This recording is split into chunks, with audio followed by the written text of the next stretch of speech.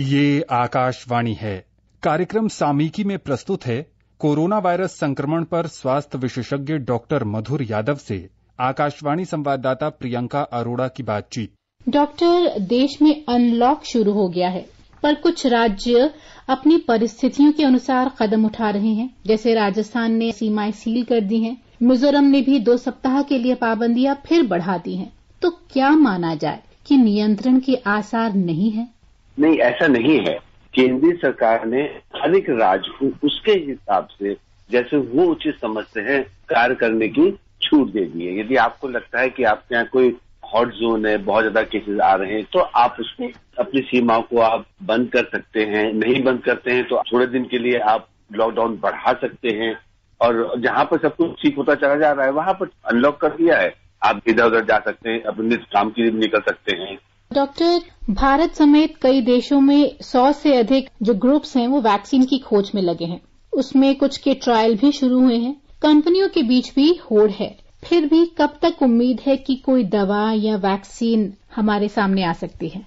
Corona एक viral disease है जो कि फ्लू लाइक इलनेस है, थोड़ी सी गंभीर है। इसमें दवाइयों का रोल इतना नहीं।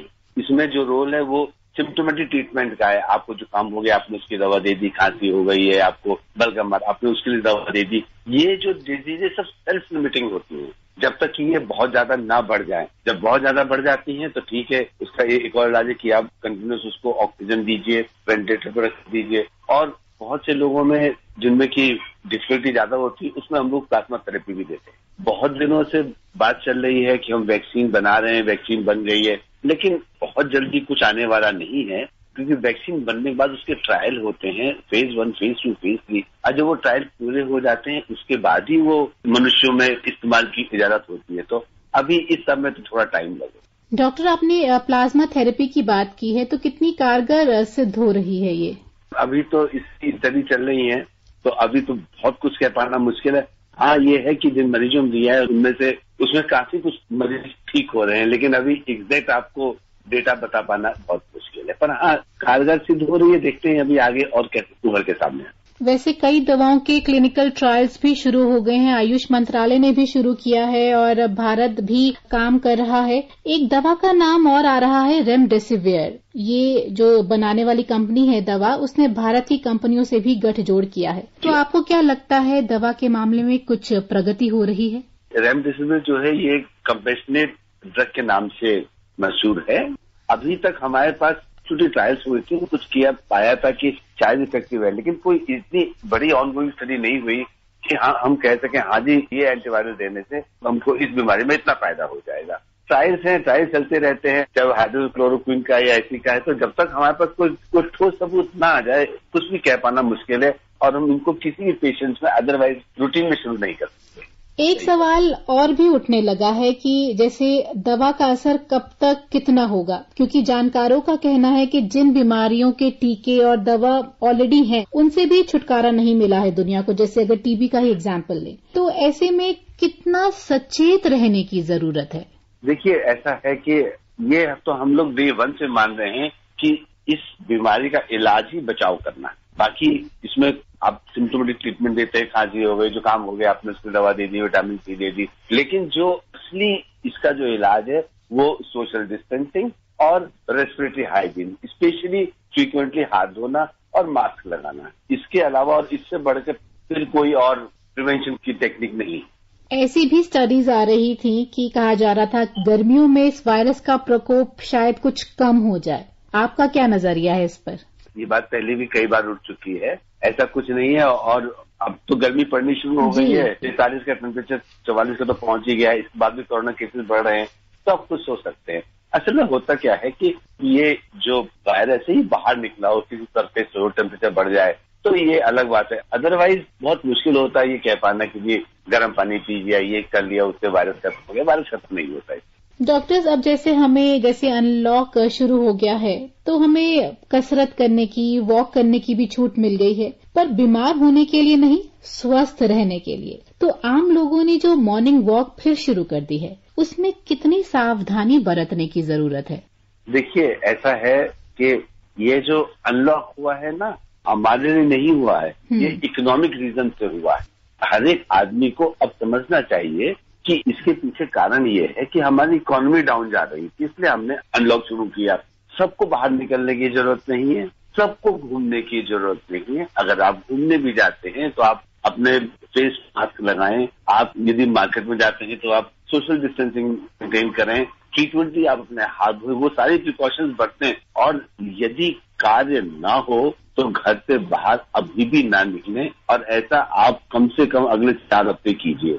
तो हमें जितना हो सके घर पर ही रहना है, जब तक जरूरी ना हो, आपको दफ्तर ना जाना हो या कोई और अन्य आवश्यकता ना हो, घर से बाहर ना जाएं। अब जैसे लोगों को निकलना ही पड़ रहा है घरों से काम पर, दफ्तर जाने के लिए, तो कामकाज वाली जगहों पर अक्सर आदत होती है साथ बैठकर खाना खाने की। तो क्या अब इस परिपाटी को भी खत्म करना होगा? ऐसा है कि जरूरी नहीं है हर चीज नियम से ही हो, हर चीज पर कानून लागू हो। ये तो खुद को सोचना चाहिए मनुष्य को कि अगर 4 लोग साथ बैठेंगे तो इन्फेक्शन के चांसेस ज्यादा होते हैं।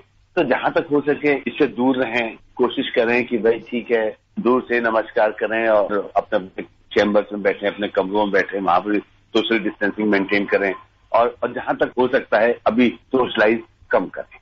डॉक्टर, किन माध्यमों से कोरोना के मरीज उनका पता चलता है? भारत सरकार ने आरोग्य सेतु ऐप बनाया है, जिसमें कि ये मालूम चलता है कि आपके पास 500 मीटर में, 1 किलोमीटर में, 2 किलोमीटर, 5 किलोमीटर, 10 किलोमीटर में कितने लोग संक्रमित हैं, आपको कितने चांसेस हैं संक्रमित होने का, और कितने लोगों ने ये इस ऐप को यूज किया है। जी डॉक्टर, अब जैसे हम लोग अनलॉक की बात कर रहे थे, कई चीजें खुल गई हैं, मॉन्यूमेंट्स खुल रहे हैं, मंदिर, मस्जिद, गुरुद्वारे, चर्च खुल गए हैं, तो वहां श्रद्धालुओं की भीड़ को कैसे नियंत्रित किया जाए? लोगों को क्या सावधानी रखनी चाहिए? देखिए, सावधानी का सबसे बड़ी बात तो ये है कि भगवान तो हमारे साथ हमेशा रहते हैं। कोशिश करनी चाहिए कि हम लोग अभी भी कम बाहर निकले, पहली बात। दूसरी बात, हम लोग सोशल डिस्टेंसिंग मेंटेन करें, ज्यादा भीड़ ना लगाएं, अपने हाथ को इधर उधर ना छुएं, कहीं पर भी मूर्तियों को ना छुएं, और रेगुलर सैनिटाइज करें और मास्क लगा के जाएं, और कोशिश करें कि भीड़ भाड़ वाले इलाके में अभी भी हम लोग जाने से कतराएं। जी डॉक्टर, जैसे एक माँ है, वो घर में अकेली है, उसको अपनी भी देखभाल करनी है, बच्चे की भी करनी है, तो किस तरह से करनी चाहिए? क्योंकि बच्चा छोटा है, इसलिए उसको भी कोशिश कीजिए कि आप मास्क लगाएं, उसको थोड़ी दूरी बनाए रखें। लेकिन यदि दूध पीता तो उसको दूध जरूर पिलाएं, आप अपने सीने से लगाएं, वो सब काम करें। और दूसरी बात यह है कि आप अपना जीवन नियमित रहिए, एक्सरसाइज कीजिए, दही खाई पीजिए और आराम कीजिए, इम्यूनिटी बनी रहेगी।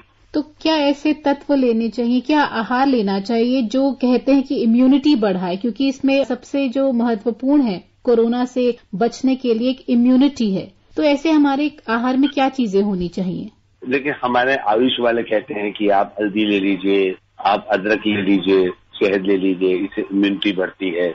बाकी तो ये है कि आप लाइट एक्सरसाइज कीजिए, ना जो नॉर्मल खाना खाइए, फूड सोइए, और रेस्पिरेटरी हाइजीन को जरूर फॉलो कीजिए। आप कहीं बाहर से आए तो हाथ धोएं आप, और मास्क पहने, और जहां तक हो सके भीड़ भाड़ वाले इलाके से बचें। तो बार बार हाथ जरूर धोएं, यही सलाह है डॉक्टर की।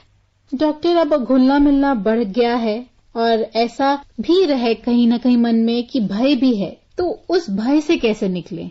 हमको ये बात सोचनी चाहिए, क्या घुलना मिलना जरूरी है? क्योंकि अगर हम इसमें से घुले मिलेंगे तो हो सकता है हम एसिम्प्टोमेटिक कैरियर हों, लेकिन हम दूसरे को तो दे सकते हैं, दूसरा तो हो सकता है उसको दूसरी तरह रिस्पॉन्ड करे। तो अभी भी हमको वो सारी सावधानियां बरतनी है जो हमने लॉकडाउन के पीरियड में बरती थी। हाँ, ये है कि डरने वाली कोई बात नहीं, लेकिन हाँ, सावधानी के साथ हमको रहना है और हमको अब इसी के साथ आगे जीना है, क्योंकि कोरोना हमारे जीवन में बसने आ गया है। जी हाँ, तो हमें संकल्पित, सावधान और सचेत रहकर ही कोरोना की जंग जीतनी है, और तभी जीत सकते हैं। ना उम्मीद न होइए और अपने हौसले को बरकरार रखिए। डॉक्टर, बहुत बहुत शुक्रिया हमारे साथ जुड़ने के लिए। नमस्कार।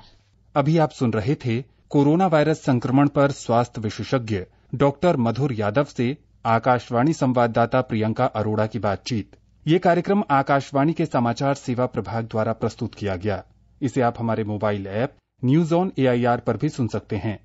इस कार्यक्रम के संबंध में अपनी प्रतिक्रिया आप हमें ईमेल कर सकते हैं। पता है airnsdtalks@gmail.com। ये कार्यक्रम फिर से सुनने के लिए लॉग ऑन करें हमारी वेबसाइट newsonair.com।